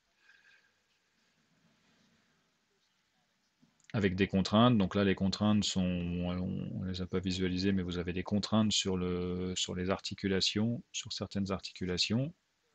Donc ça, c'est fabrique avec des contraintes où on ne veut pas dépasser, par exemple, 30 degrés sur chacune des articulations. Les autres algorithmes sont difficiles à rajouter les contraintes, donc elles ne sont pas dans la vidéo. Il n'y a que le CCD dans lequel vous pouvez mettre des contraintes. Il trouve quand même une position un peu plus réaliste que si vous ne mettez pas les contraintes. Par contre, c'est toujours. Puis alors, vous voyez qu'en plus il a un saut là sur CCD, alors que sur Fabric vous avez une courbe bien jolie, bien lisse. Donc ça paraît être le meilleur algo pour ce genre de problème. Toujours pareil sur les temps d'exécution, Fabric demande moins d'itérations que CCD. Chaque itération est peut-être un tout petit peu plus compliqué à avoir codé que sur CCD, mais encore que pas forcément. Bon, ça c'est tous les squelettes mélangés dans lesquels vous pouvez voir les différences. Ah oui, c'est encore une comparaison avec d'autres algos, donc les moindres carrés, puis les moindres carrés améliorés avec le SVD sur le jacobien là, pour accélérer ça accélère les calculs, ça accélère pas forcément la qualité des résultats. Le même algorithme fabrique avec plusieurs branches cinématiques, donc ici un Y. Même quand les objets sont inatteignables, vous vous souvenez qu'avec la transposée du jacobien, on avait des tremblements. Là, on a un résultat qui est plutôt pas mal. Et la version où vous avez 5 chaînes cinématiques pour simuler une main où ils arrivent tous sur la cible et repartent tous à un point opposé. Donc un algorithme finalement assez simple, c'est celui qu'on fera en TP, on pourra en discuter en TP, mais il y a des choses à coder, mais c'est largement abordable. Donc Fabric semble réunir tous les avantages, facile à comprendre, facile à coder, converge rapidement. Très facile de rajouter des modifications à l'algorithme si vous avez des cas particuliers d'angle ou de choses à faire. Plutôt des bons résultats en termes de réalisme. Il n'y a plus qu'à. Moi, donc c'est l'algorithme que je conseille maintenant et sans aucune mesure par rapport à d'autres approches qui étaient plus compliquées algorithmiquement ou même mathématiquement. Alors après, donc on a des algos de cinématique inverse. Ces algos ne résolvent pas tout, c'est un peu la base. On ne va pas pouvoir les utiliser dans plein d'applications différentes. Par contre, ils ne calculent pas des contraintes du type, donc même si on peut mettre des contraintes sur des angles, ils ne calculent pas des contraintes d'interpénétration d'objets les uns dans les autres. La mocap donne ça, quand vous l'appliquez sur votre personnage, le bras traverse le ventre parce qu'il a un ventre beaucoup plus rond. Voilà, les algorithmes de cinématique inverse ne résout pas ce problème-là.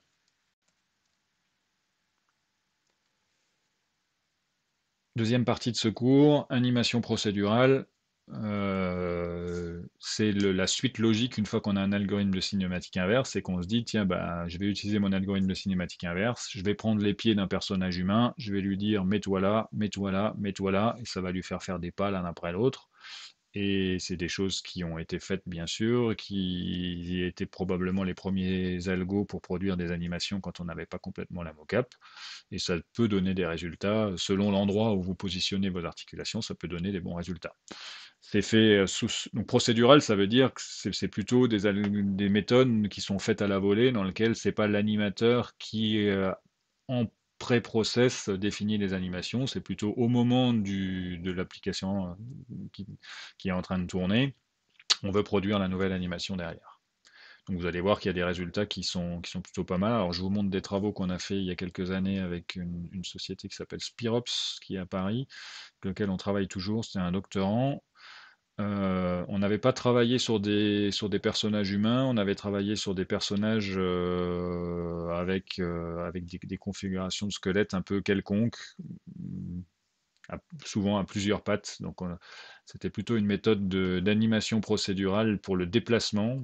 On s'était attaqué que à la locomotion là, c'est-à-dire qu'on faisait pas de, on n'avait pas, on pouvait pas attraper des objets, etc. Et puis c'était plutôt pour des personnages avec plusieurs jambes. Donc plusieurs jambes, c'était des araignées, des quadrupèdes, des robots à 5 pattes, tout ce que vous avez qui peut avoir plusieurs éléments à se déplacer, donc avec des morphologies différentes. C'était une méthode complètement procédurale, c'était basé sur de la cinématique inverse. La cinématique inverse nous servait pour déplacer chacune des articulations, chacune des extrémités vers une nouvelle cible. Et on avait défini un système complet pour déplacer chacun des pieds et chacune des vitesses. Donc on avait un système pour régler le tempo qui donnait une démarche. Donc le tempo, c'était à quel rythme chacun des pieds avance. On avait un système de locomotion qui définissait la vitesse générale du personnage, son orientation et la hauteur de son pelvis. Et puis on pouvait régler pour chacune des créatures l'espace entre les pieds pour donner des configurations préférées sur ces choses-là. Donc c'était pas du tout basé sur de la mocap, c'était vraiment un système procédural où chacun des éléments était édité par un animateur pour qu'il puisse produire l'animation qui l'intéresse. Par exemple, là, les articulations qui étaient primordiales dans le système, c'était d'avoir le pelvis et puis la position des quatre, donc ici des quatre pieds pour un quadrupède, ça fonctionnait aussi pour un bipède, hein, il suffisait juste d'avoir deux pieds. Mais les cibles ici dans cette application-là, c'était plutôt des créatures à n pattes. On pouvait définir ici la position cible à l'étape suivante. Donc globalement, l'animateur, vous verrez tout à l'heure dans la vidéo, l'animateur décidait sur une carte, ben, ce pied-là, il va avoir une configuration dans l'étape suivante qui va être ici, puis c'est tous les algorithmes de cinématique inverse qui retrouvaient les positions de toutes les articulations intermédiaires, et puis qui définissaient le chemin que va suivre chacune des articulations dans le terrain. Je peux passer vite parce qu'on en rediscutera sur la vidéo. Donc il y avait un système là de gate manager qui réglait la démarche et la vitesse de déplacement de chacun des pieds, qui définissait quelle phase de marche on était, est-ce que le pied est en vol ou est-ce que le pied est sur le sol. Si le pied est sur le sol, il ne doit pas bouger. Si le pied est en vol, on est dans la phase où on doit explorer la position suivante du pied. Quand la position est en vol, on a le système qui prédisait, voilà, j'aimerais poser mon pied à tel endroit parce que l'animateur a défini que telle configuration de créature devait poser son pied à tel endroit. Ça donnait une cible préférée. Par contre, cette cible préférée était réadaptée en fonction de l'environnement. Vous allez voir que sur un terrain, on va se dire, ah ben là j'ai un obstacle, je ne pourrais pas poser mon pied, donc je vais essayer de le poser un tout petit peu à côté. Et on avait un système de planning de chemin de pied qui se définissait en fonction de l'environnement. Donc l'environnement devant les pieds pouvait être dynamique, hein. On pouvait avoir des objets qui bougent devant un personnage, il va aller poser son pied à côté ou dessus ou par-dessus en fonction de ce qui s'y passe. L'espèce de gate manager se réglait avec ces choses-là, c'est-à-dire qu'on avait les temps de vol, les temps sur le sol pour chacune des articulations. On avait choisi une interface avec un système circulaire qui finalement était assez intuitive. L'animateur, donc l'animation, c'est l'aiguille bleue qui tourne, et puis quand on est dans la phase de vol ou quand on est sur la phase de sol, on a une couleur différente, et chacun des cercles correspond à une articulation différente. La seule chose qui est un petit peu étrange dans ce système-là à base de circulaire, c'est que l'articulation ici au centre, le cercle est beaucoup plus petit que l'articulation qui est derrière, alors qu'il n'y a pas forcément de lien entre, voilà, sur mon quadrupède, j'ai pas forcément d'information, un pied n'est pas plus central qu'un autre. Mais sinon, le système d'avoir une aiguille qui tourne en rond, ça traduit bien le fait qu'une démarche est cyclique. On répète plusieurs fois un même mouvement. Sur les algorithmes de détection, donc par exemple, mon pied, il partait d'ici. La configuration du squelette me disait, bah, j'aimerais bien poser mon pied à l'étape suivante ici. Et on avait un système d'analyse de l'environnement 3D qui trouvait toutes les trajectoires possibles. Donc ici, les trajectoires qui passent par-dessus la caisse. La caisse était récupérée avec une carte de hauteur. On faisait un premier rendu. Alors qu'à chaque seconde, on faisait un rendu, un peu comme une shadow map. On faisait un rendu du terrain vu du dessus, avec des objets qui peuvent être mouvants, avec d'autres créatures qui peuvent être en mouvement. Et donc à chaque frame, on refait ce calcul-là. Puis on recalcule ici un système de plus court chemin, de A étoile dans ce graphe-là, dans cette carte, pour essayer de retrouver toutes les trajectoires qui vont minimiser l'énergie, minimiser la trajectoire et éviter les obstacles. Et on va pouvoir bouger ici dans la carte la position de la cible. La cible préférée, c'était le trait noir, mais on va explorer tous les petits triangles rouges, là, toutes les petites cibles rouges pour savoir quelle est la plus pertinente à retrouver. Et cette analyse-là peut être faite en temps de vol, c'est-à-dire que mon pied, il peut commencer sur cette trajectoire-là, en visant ce point-là. Puis au dernier moment, il y a une caisse qui apparaît ou une créature qui apparaît. Il fait ah ben, je vais poser le pied à côté ou je vais poser le pied par-dessus sur la caisse directement ou pas si c'est possible de poser le pied. Bon, le plus simple, c'est quand même probablement que je vous montre les vidéos. La vidéo, elle est ici. Ah, donc c'est la vidéo longue, on va peut-être pas la regarder en entier. Donc la problématique, alors la problématique sur les bipèdes, alors sur les bipèdes, on n'avait pas des résultats à l'époque incroyables, c'était plus pour les réglages de configuration qui étaient compliqués. Depuis, on a avancé. Voilà, une créature à 5 pattes, un quadrupède classique tel qu'on peut en connaître. Alors c'est vrai que l'œil humain est beaucoup moins habitué à avoir des défauts que pourrait avoir un robot à 5 pattes que en regardant un bipède humain où on en voit toute la journée et on est très sensible sur tous les défauts. Donc tout l'environnement peut être dynamique, les caisses peuvent bouger, l'animateur peut régler la hauteur préférée du centre de gravité, donc plus ou moins haut. Ce centre de gravité-là peut être aussi plus ou moins haut en fonction des obstacles à franchir. Et avec un pad, on peut décider de la direction à laquelle va avancer la créature. Il va repositionner ses pieds. On voit chaque fois qu'il évite les obstacles qu'il doit y avoir certaines caisses sur lesquelles ouais, la caisse est en train de monter, c'est pas grave, le pied va remonter aussi en fonction, et l'araignée va décider, la fourmi ici, pardon, va décider où est-ce qu'elle pose ses... non, c'est l'araignée. Je suis perdu sur le nombre de pattes là, il y en a 6 ou 8, je ne sais plus, mais donc on a une animation qui est complètement contrôlable, on peut rajouter aussi des petits effets où on donne des coups. Donc là, tout est réglable sur l'histoire de passer d'une animation de marche au trot au galop, mais tout est pas retrouvé dans de la capture de mouvement, tout est réglé procéduralement par un animateur qui va donner les positions des pieds. Mais c'est pas si long à faire parce que c'est pas sur toute l'animation, c'est juste, il a un petit graphe sur lequel on donne les positions des pieds. Ça marche aussi avec, donc je vous parlais tout à l'heure qu'on avait un pelvis et des pieds, ça marche aussi, le morceau est très court, mais ça marche aussi avec des créatures dans lesquelles on a plusieurs pelvis ici, dans une chaîne cinématique articulée, une espèce de colonne vertébrale pour définir les mouvements d'un lézard. Efficace dans le sens où ici on a 70 personnages, pour chacun des personnages on étudie la trajectoire dans l'environnement complet, de ce qui peut se passer, et ça tournait en temps réel déjà en 2011 sans aucun problème. Bon, sur la méthode, bah voilà, ça c'est juste pour vous montrer les systèmes de phase et de déphasage sur chacun des pieds. Donc pour chacun des pieds correspond à un des cercles. Ici j'ai 5 cercles parce que j'ai mon robot à 5 pattes. Et puis je vais régler qui est en vol et qui est au sol à ce moment-là. Donc avec ces sliders-là, j'ai 5 sliders à régler sur un pas de temps. Donc l'animateur peut sans problème aller modifier ces éléments-là.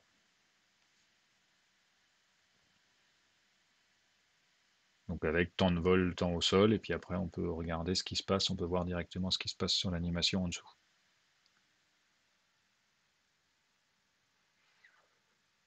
Le pass planning du mouvement de pied, on va choisir le meilleur couple entre la cible et la trajectoire. Donc mon pied, il part, je ne sais plus s'il part de gauche ou de droite, il part d'ici.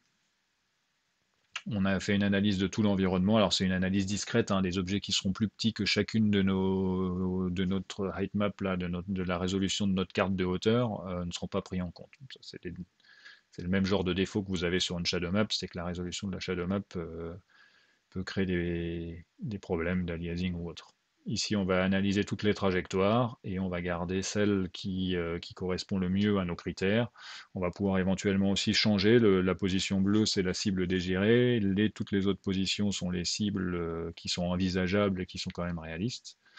Et puis voilà, quand ma cible désirée change, ben, je réanalyse à la volée les trajectoires. Et ça, c'est fait pour tous les pieds, pour toutes les créatures, en temps réel.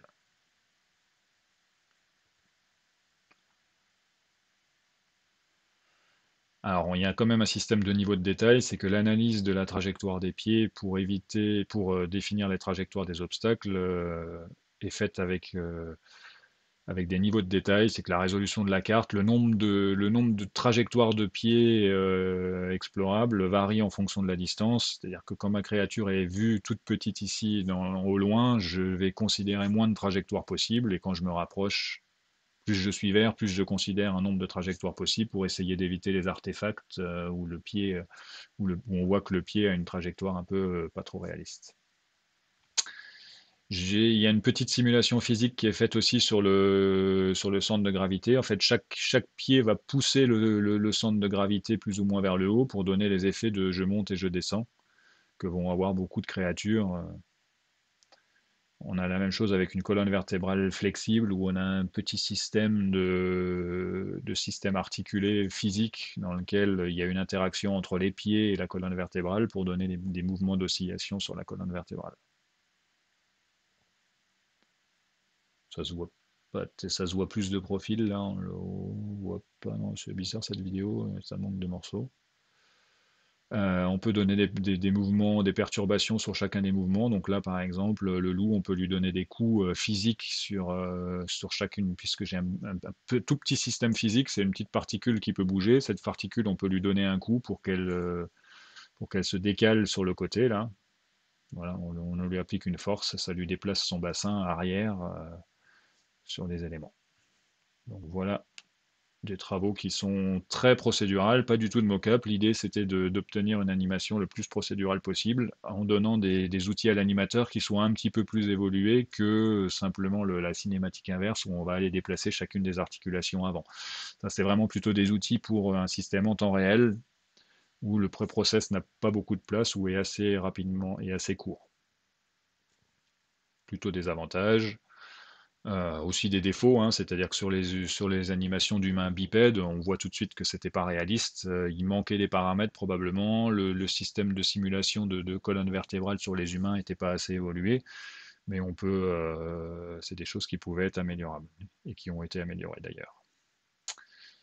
Autre chose que je peux vous montrer sur l'animation procédurale. Alors, l'animation procédurale, c'est quand même pas des choses où il y a des dizaines et des dizaines de papiers de recherche, et c'est quand même pas non plus des choses où il y a des dizaines et des dizaines de produits. Souvent, c'est à cause du réalisme qui est un petit peu compliqué à obtenir sur des humains. Là, ce que je vous ai montré, c'est des créatures sur lesquelles le réalisme est un peu moins important, où l'œil humain a un peu moins l'habitude de voir les défauts sur une araignée ou sur un lézard. Sur un humain, souvent on a un effet un petit peu robotique qui reste et qui fait que c'est des méthodes qui ont été souvent remplacées par la capture de mouvement. Alors, ce qui est un petit peu dommage, c'est qu'on pourrait mélanger la capture de mouvement avec l'animation procédurale. C'est ce que fait le produit là, avec Ubisoft. Alors, même si je ne connais pas complètement les détails de ce qui se fait à l'intérieur, on peut quand même imaginer ce qu'ils fassent. Je vais vous en présenter. C'est un espèce d'algorithme aussi de super retargeting, c'est-à-dire que ça leur permet aussi de partir d'animations de mock-up et de les réappliquer à des squelettes complètement différents. Alors là, même à l'extrême, on peut partir d'une animation procédurale humaine et puis essayer de la retargeter sur un squelette qui ressemble à ça avec leur système, et ça marche à peu près. Ce qu'ils ont défini dans leur système, c'est des règles de comportement qui peuvent être mélangées.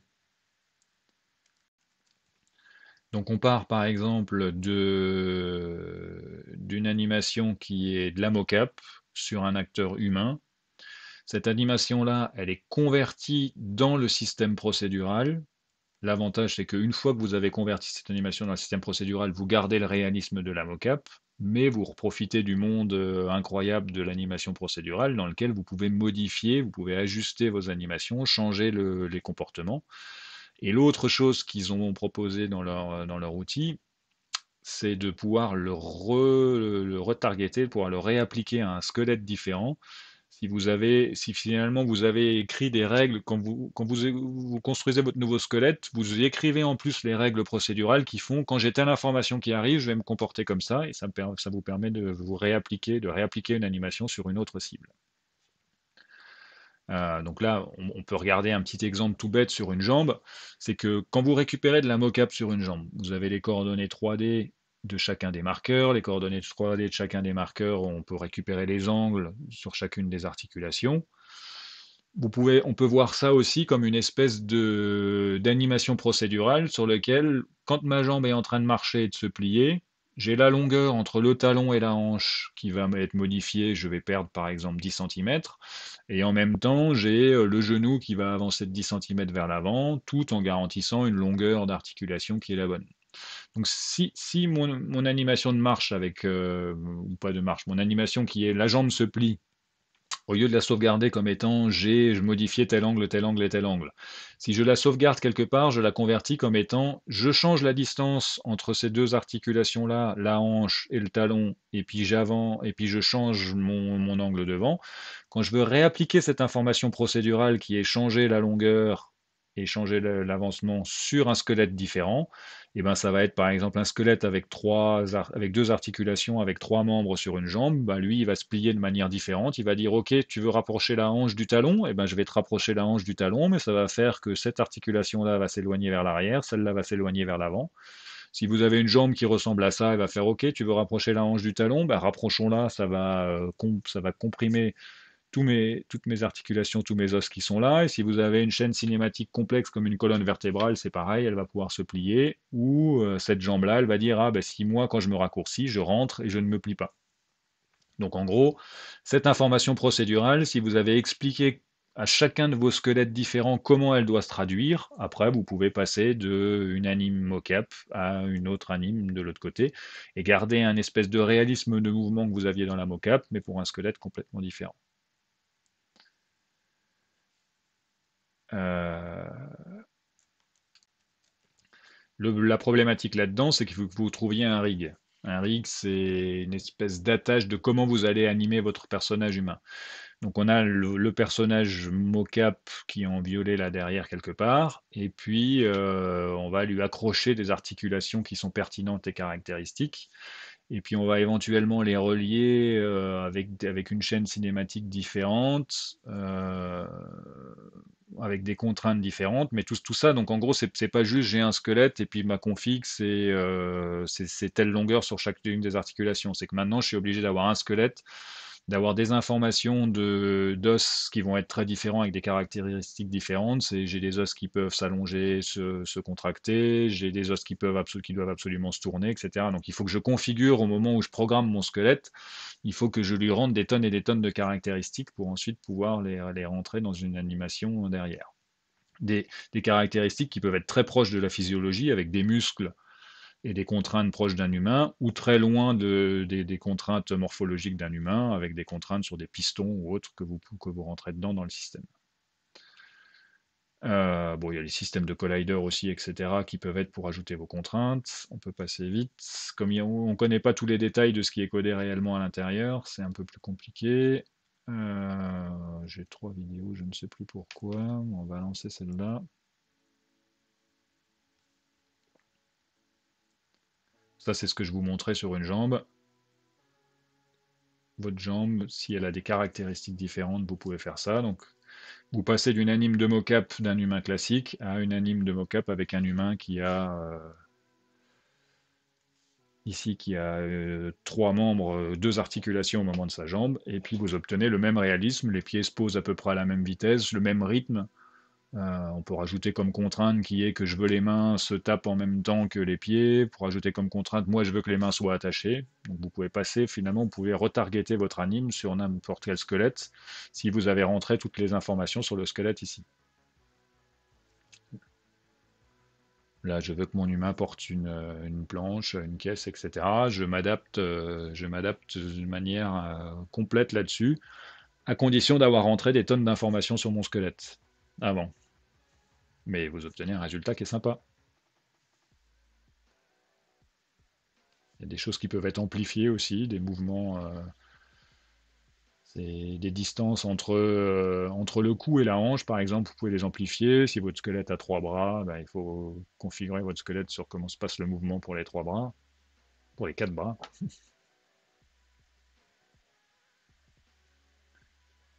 Le résultat est sympa, on peut même éventuellement imaginer que que les bras deviennent les jambes.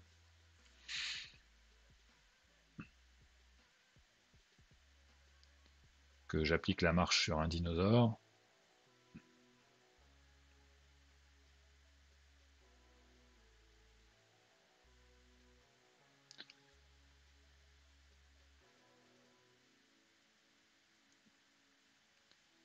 là, avec des contraintes plutôt de longueur, enfin de muscles qui sont remplacés par des pistons, mais on a toujours cette contrainte de rigidité là, mais si elle a été bien reprogrammée, ça va fonctionner.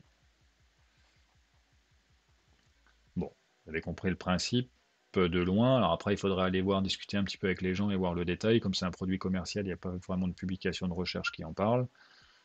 Mais en gros, mélange de 10K, de retargeting avec des contraintes, ou en gros, et puis un mélange d'animation procédurale sur les objets.